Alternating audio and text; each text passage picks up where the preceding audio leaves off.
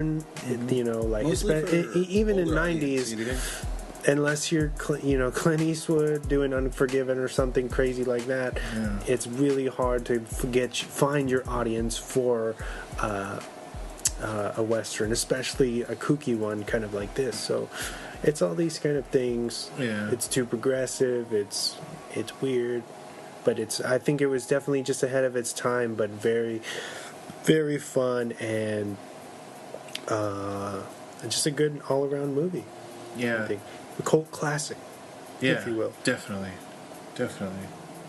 Also, the original motion picture soundtrack was done by Alan Silvestri. I don't know if I said that. No, Silvestri. It sounds very familiar though, like he's the done actual score. Yeah, he's done a bunch of shit over the years. Sure. Yeah, and that's my Swan facts for this one, guys. Nice. Very good. Would you ever want to see somebody redo it, or like a second one, like a reboot or an actual remake of it? No, I feel like this feels authentic, more. Yeah, like I don't know. Like watching it, I can see what time it was done, but I actually kind of like that. Like I don't think that this needs to be told. That's hard to answer in a coherent way. No, I don't. No, I wouldn't want them to try to redo this. I hope they don't. But they're trying to redo everything. Yeah. Right? They're rebooting I Know What You Did Last Summer, so everything's up fucking nothing. Everything's up for grabs. Yeah. I guess so, man. If no one else got it, Disney got it, dude. I know, right? What do you think? I mean, as far as it being a flop, do you think it's more of a cult film? And as far as being a cult film, do you think it's recognized as a cult film through like Sam Raimi? Do you think what do you think he thinks about it? You know what I'm saying? Like, do you think he just thinks it's a cult film, or just it was a flop because it didn't have as much? Honestly, maybe it was because it's so different from what he's known for. You know. Yeah.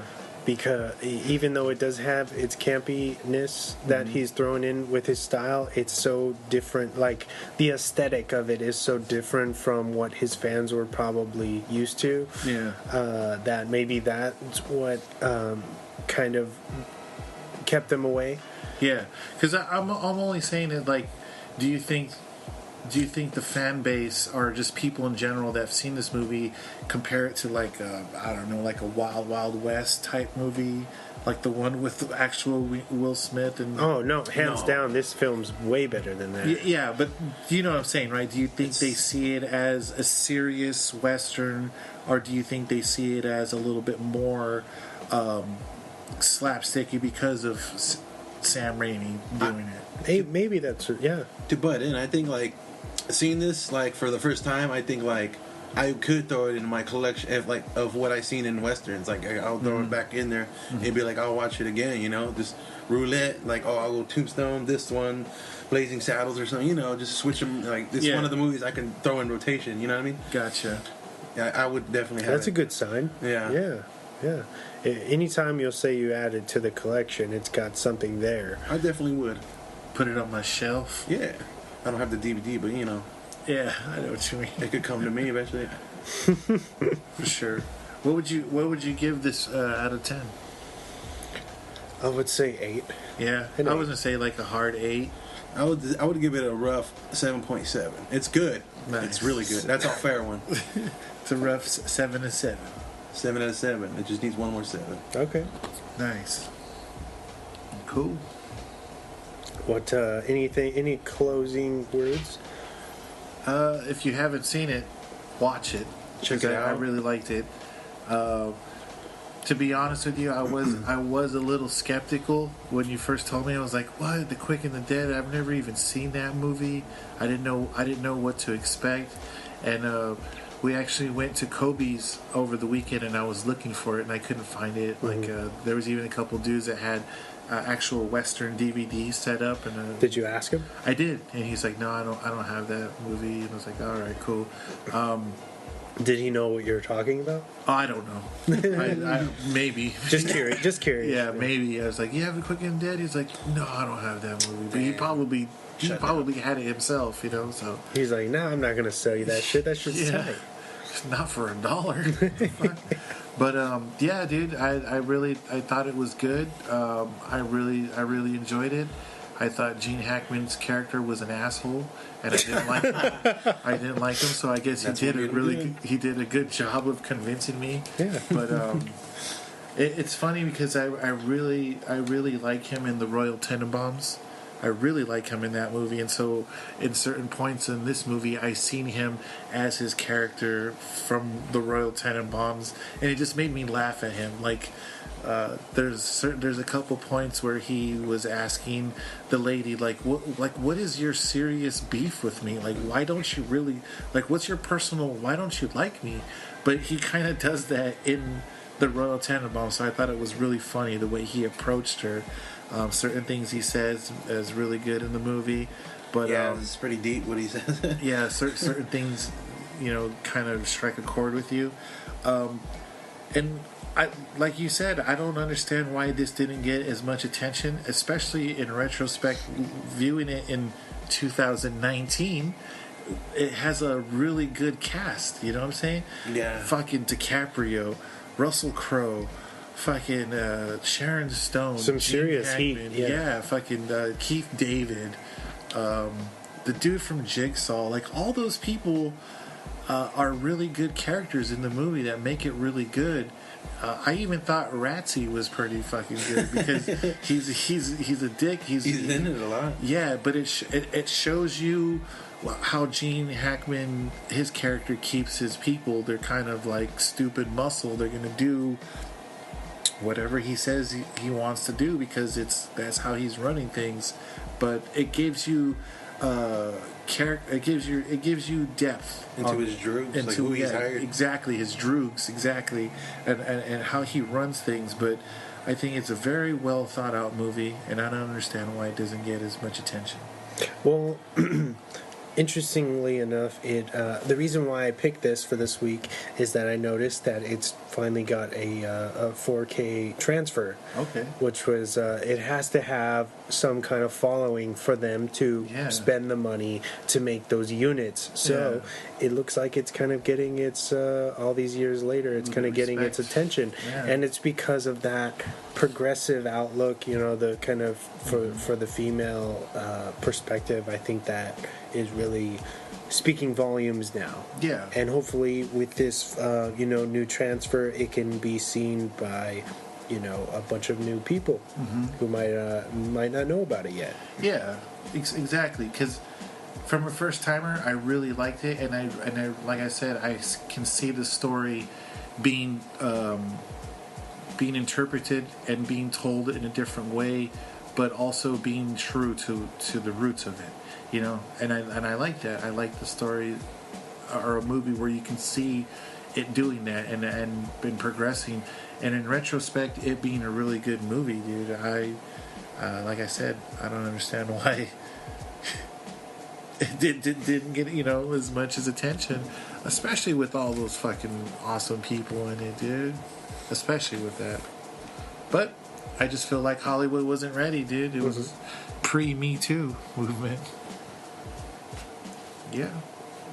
And on that note, I think that's pretty much wraps up the discussion. Yeah. Any shout-outs, guys? Well, I want to shout out to you guys for doing this tonight. Yeah, man. Yeah, man. We got your back, dude. Yeah, you guys helped me out so much. No problem. With the music and now contributing firsthand with your voices. It's been awesome. You guys are always killing it on the show. Thanks. Thank you for letting me record with you and watching these movies with me. It's fun. Yeah. It's awesome just to kind of hang out because we never used to get to do this. It was just kind of like you send me the music and it was very how do you say, like, postal service. Yeah, exactly. Yeah. And so it's fun to kind of engage in physical form, and you guys get to see kind of how everything develops, and is put together, or how, you know, whether it be like listening to it now and then you listen to the edited version and with the music and everything, how everything comes full circle. It's pretty cool. It's always cool to find somebody that stays true to the work ethic and dedication, because like I said, dude, you guys especially do it week in to week out, dude. Every week with a different movie focus, different news, different. That's why we try to bring as much different music as we can to keep it fresh and up to date with what you're doing as well. And yeah, man, like we told you before, if you ever need somewhere to do it or to someone to do it with, hit us up, man. Big GoPro. Yeah. Coming soon, we're going to be doing, hopefully, live on YouTube. Yeah. You can see my poncho. I want to try to get. We'll see. Jean, my girlfriend, bought me a GoPro over the Christmas holiday, and I want to go ahead and do like a live stream or live recording of the actual podcast, hook up like an actual boom mic. We're talking about this. Put it on YouTube. And That'd be sick. broadcast it onto YouTube and maybe have like, I don't know, 15, 20 minutes of the actual show. So you guys can kind of see what we're doing, like in a different format, I guess. Yeah, let's see what the show is actually all about. See that we're not just huddled around a fucking phone or something, or see what we're actually doing. And yeah, man. So you can visually see us talking into the microphone. Yeah. So yeah, hopefully that's that. You know, I'm going to say that's going to be coming in 2019 for show. Nice. We're going to be doing that for show. For sure. So next week, James said he wants to do Smoking Aces. Oh shit! I'm fine with that. That's perfect. Damn. Big's fine with that too. Hell yeah, dude. That's a great movie. That movie's fucking awesome, dude. It's another one that doesn't. I feel like it doesn't get enough credit. You know what? Too is that movie has a lot of people in it. Yeah, Benicio kills everything. Dude. He's always good. Like not like that, but Fucking he does his movies. Yeah, there's a lot of good dialogue in that movie. There's a lot of random Tense ass moments scenes in that movie. Common is in that movie. Alicia Keys is in that movie. Yeah. Fucking love her in that movie. Ray Liotta plays a really good detective. Fucking the ending of that movie is really, really cool. It still gives me chills because Ryan Reynolds really comes out and he I don't even want to get into it right now. Don't do it. He's fucking really good in that movie. He surprised me, dude. He showed his chops. Yeah. And I actually had an argument with Chris about that. I was like, yo. About him acting? Yeah, because Chris is known as a big hater. Right? He doesn't like Pikachu? He's a big hater of just Ryan Reynolds in general. And I was like, bro, Smoking Aces, you have to admit, he's pretty fucking good at that. Yeah, he really showed, me. Like, yo, I'm not just the comedy dude. I'm not just Van Wilder. Hey! I was about to speak about something like that. Yeah, I'm not just Van Wilder. I can make you kind of or Green Lantern. Yeah, he does really well in that movie, dude. And Jeremy Piven plays a really good crack coke musician or a magician. And fucking yeah, dude. There's a lot of twists and turns in that movie, and I like it.